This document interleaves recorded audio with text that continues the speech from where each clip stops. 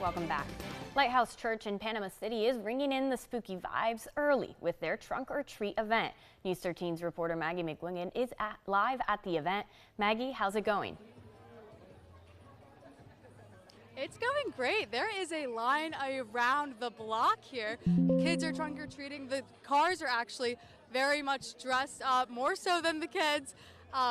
It's definitely some good vibes. We have some food trucks over there, we've got some music playing, but this is a great alternative to some regular trick-or-treating that we've seen in recent years. I mean, it's safer, it's a community-wide event where everyone knows each other, and kids don't have to cross the road, no pedestrian traffic. It is just a safe church event that has really taken some popularity in recent years, and everyone's having a great time, everyone's dressed up. We've got a bunch of performers here too, and it's just great vibes all around. Definitely in the Halloween spirit. As you can see, everyone's having a great time, but it's good to see all these Halloween events taking place this weekend, but it's been a great time so far. Back to you guys. Thank you, Maggie.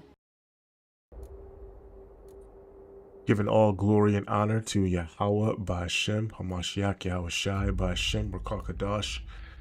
Peace and blessings to the hopeful elect, and peace and blessings to those who listen. And we just have to give praise to Yahweh Ba'Shem, Mashiach Yahweh Shai for his grace and mercy, because he has shown grace and mercy by allowing us to what? To see this truth. And to not be blinded by the adversary and to be blinded by false religions of this world. Right?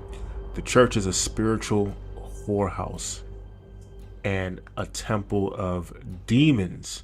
Okay? Right? Truth is reigning in our minds, and all we need to do is hold on to this truth to the very end. Okay? So feel blessed that you're not caught up in the madness of All Hallows Eve, right? There's people that are doing the trunk or treat thing right now. Today's Sunday. They're going into these churches, into these whorehouses to do just what the video showed. Okay? But you're not. We have to be mindful of these things and feel blessed to not be partakers in the madness, right? Okay, we're not ignorant of anything with this wisdom and this knowledge and this truth. Matter of fact, let's get that. Let's go to Ecclesiasticus 5:15. Ecclesiasticus 5:15. Be not ignorant of anything in a great matter or small. Be not ignorant of anything in a great matter or small, right? Okay. Coming from the book of Sirach here, right? So we have a duty as believers and practicers of the Israelite faith to be informed, to know and understand all things, to be knowledgeable and wise. Okay, Yahweh has opened our eyes to this truth and to the truth of the world, and we will remain faithful to his command. So we're not ignorant of what these churches are doing.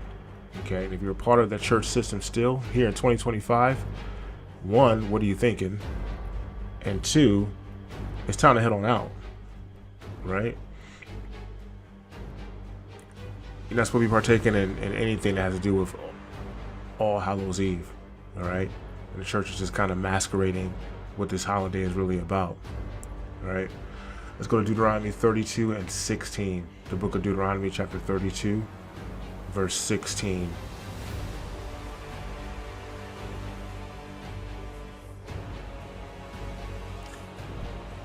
Deuteronomy 32:16. They provoked him to jealousy with strange gods, with abominations provoked they him to anger.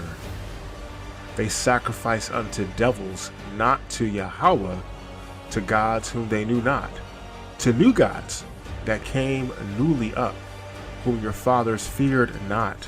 Of the rock that begat thee, thou art unmindful and hast forgotten Yahweh that formed thee. So our forefathers neither feared nor worshiped Jesus Christ. Our forefathers only understood that Yahweh, Elohim of Jacob, chose Abraham, Isaac, and Jacob to be a people unto himself.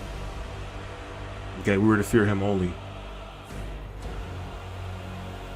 Never were we to have Sunday worship in Christian churches to begin with, let alone implement the pagan customs of Samhain, right, or All Hallows Eve into a church setting, right? That's not what our Father called us to do, all right?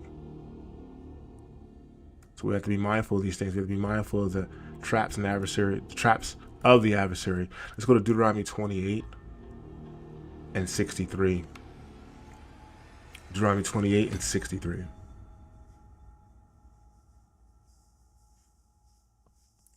Deuteronomy 28 and 63.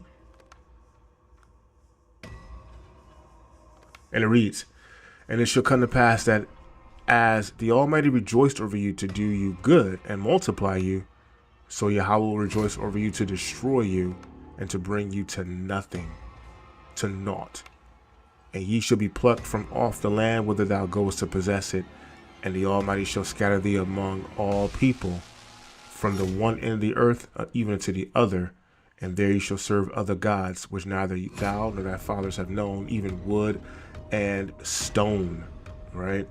So our people are destroyed because, just as was prophesied by the Almighty, we'll be serving wood and stone. False religions and churches of Satan are the lead cause of our destruction. Right? So if we are continually disobedient to our Heavenly Father, we're going to be in a perpetual state of blindness. Okay, the cycle repeats itself, and only the elect are called to see the light. All right? Let's go to Ezekiel.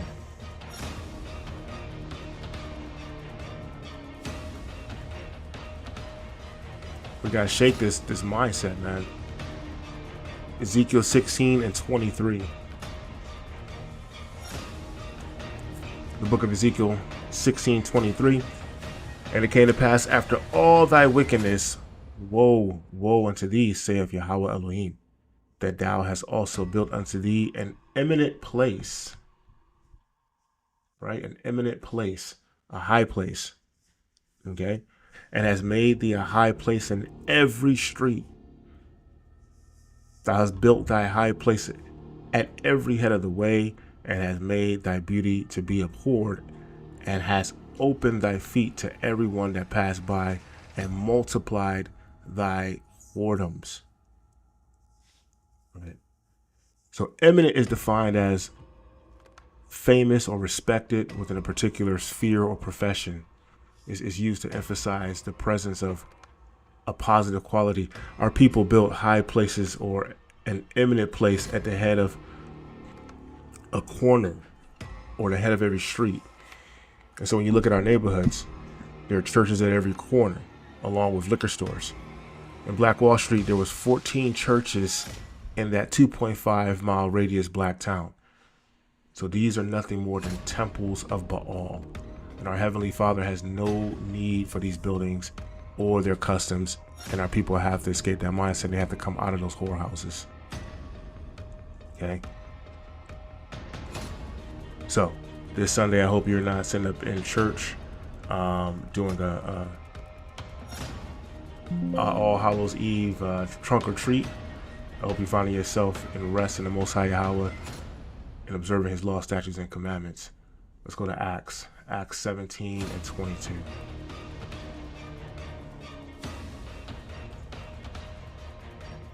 The book of Acts chapter 17 verse 22.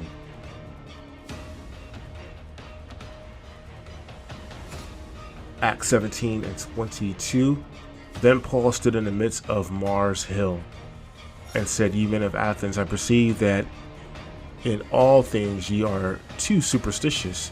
For as I passed by and beheld your devotions, I found an altar with this inscription, To the unknown God, whom therefore ye ignorantly worship, him I declare unto you. Yahweh that made the world and all things therein, seeing that he is the Almighty of heaven and earth, dwelleth not in temples made with hands." Right? So the Almighty Yahweh does not dwell in temples made by hands. This includes churches, mosques, Buddhist temples, you name it. Okay? We, Jacob, we are the dwelling place of the Ruach HaKodesh. We are the dwelling place of the Most High Yahweh. We are the third temple. Okay, we're to live a set apart lifestyle that's pleasing to our fathers. So I hope that this quick lesson has been edifying. Giving all praises to Yahweh B'Shem HaMashiach Yahushai. Shalom to the hopeful elect.